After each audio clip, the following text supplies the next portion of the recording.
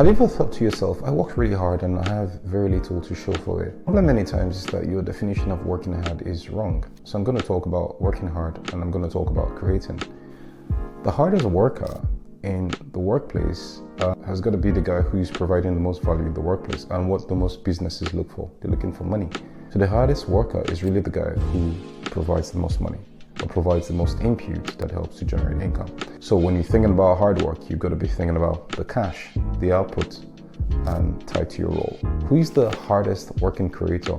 Again, it's output. It's the guy who produces the most stuff. But when it comes to creativity, it's the most stuff with the most quality.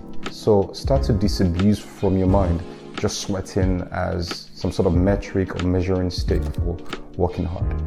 And once you change that way of thinking, then output, measurable revenue starts to become the thing you're actually looking to achieve. And you're starting to say to yourself, how can I be more efficient? How can I do things faster? How can I improve, and increase my output, right?